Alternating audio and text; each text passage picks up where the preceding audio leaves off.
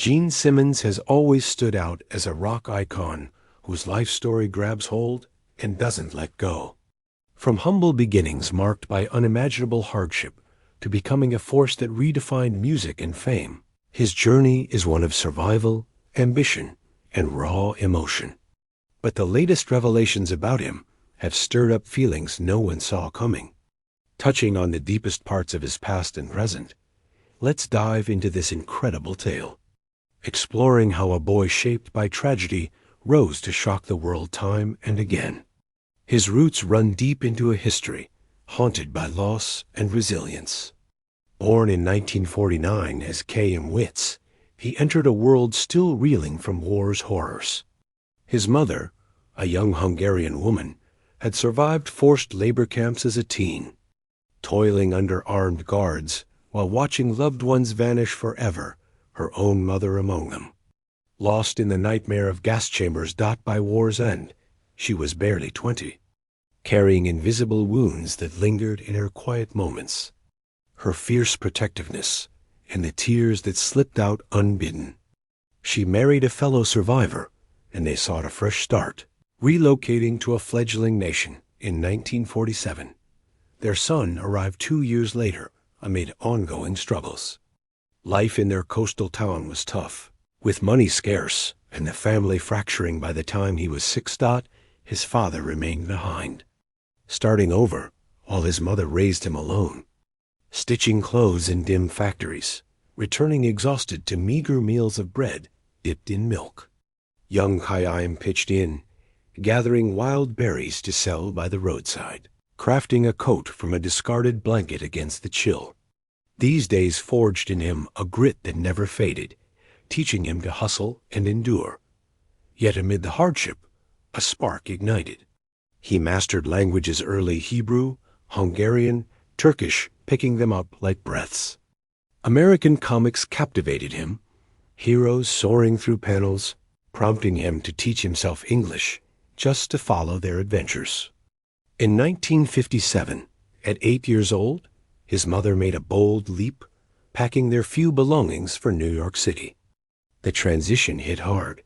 Strange foods, bullying over his accent, the sense of being an eternal outsider. To blend in, he adopted a new name, Eugene Klein, and began reshaping himself in this vast, vibrant land. Little did anyone know, this reinvention would propel him into realms beyond imagination. As a teen in Queens, Eugene navigated a double life rooted in his immigrant home with a tireless mother, yet yearning to grasp American dreams. Teased relentlessly for his speech, he channeled that isolation into drive. He took odd jobs to ease their burdens, peddling plants house to house, harvesting fruit like in his old homeland, clerking in shops to learn the art of connection. These gigs built his unyielding work ethic, saving every penny amid the grind. But pop culture became his escape and inspiration. Superheroes symbolized transformation, ordinary folks turning epic. Television mesmerized him, with performers commanding crowds. Then, in 1964, a British band's electrifying TV debut unleashed pandemonium, awakening his hunger for the spotlight, the adoration, the power. He knew he craved that rush, and soon music would call him toward destiny. By the late 60s, Eugene, now embracing Gene Simmons, dabbled in education, even teaching kids in tough neighborhoods for meager pay. He connected with them, but his soul pulled elsewhere. Guitar in hand, he chased the stage. Teaming with a like-minded musician, they formed early groups that fizzled fast, blending folk and rock in New York's chaotic scene. They cut an album, hearts pounding with hope, only for label execs to trash it as chaotic and unmarketable.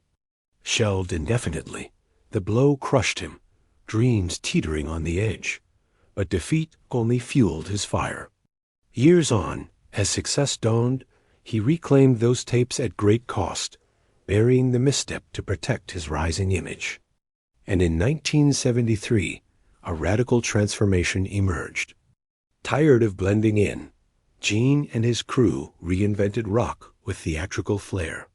drawing from horror flicks, villainous comics, and shock rock trailblazers.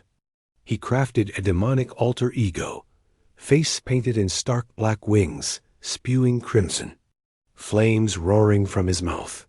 Their debut gig in a tiny Queens spot drew a handful, mostly friends, but the intensity crackled. Fire breathing stunned the sparse crowd, whispers spreading about this wild new act. A sharp-eyed manager caught a show, vowing a deal in weeks. He delivered, landing them a label contract. Their first record dropped in '74, sales sluggish, but they toured relentlessly. Over 300 dates that year alone. Live chaos became their signature. Deafening riffs, explosive effects. A 1975 live album captured that frenzy, exploding to multi-platinum status, rescuing the band from oblivion. Gene and his mates weren't oddities anymore. They were on the cusp of immortality. But fame's underbelly loomed, personal demons threatening to unravel it all. Offstage, Gene shunned the era's vices like substances, channeling energy into relentless pursuits of connection. He boasted thousands of encounters, documenting them obsessively with instant photos, each a trophy in his private archive. To some, it reeked of excess. Friends recoiled, peers condemned it as demeaning. Yet it fed his mythic persona of unchecked dominance. When he later committed to a long-time love, she unearthed the collection and torched it publicly, a cathartic blaze signaling change. It hurt, but marked his shift from wild abandon. As the band soared, internal strains mounted. Lavish tours drew masses, but ticket dips hinted at fatigue. Substance issues plagued one member, halting shows mid-beat, tension simmered, egos clashing. By the early '80s, the signature looks felt stale, sales waning. In a gutsy pivot, they revealed their faces live on TV after a decade hidden. Paired with a gritty new album, it revived them, going platinum and proving depth beyond spectacle. Gene dabbled in films, embodying villains with his dark edge, but bandmates resented the distraction.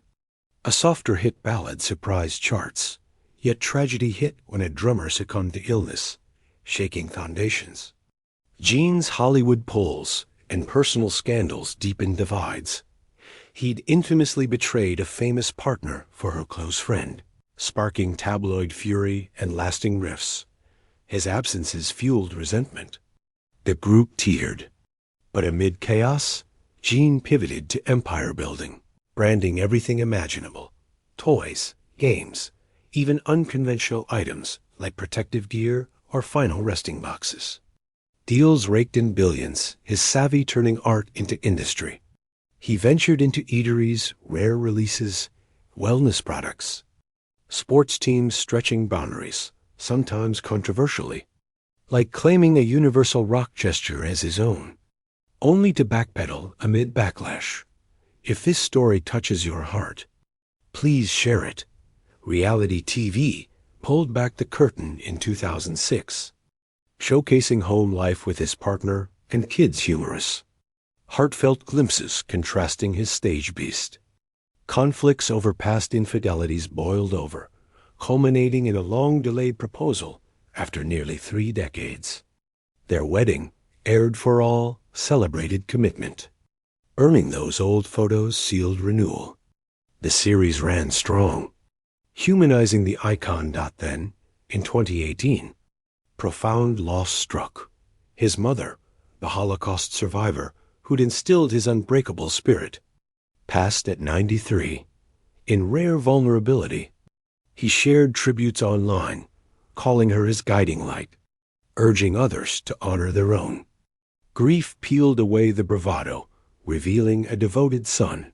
Lately, Gene's antics keep stirring pots, from awkward TV comments drawing flack to pricey fan packages offering backstage immersion. Sold out despite outcry over costs in hard times. Love him or question him, his life weaves tragedy into triumph, inspiring us to chase dreams fiercely.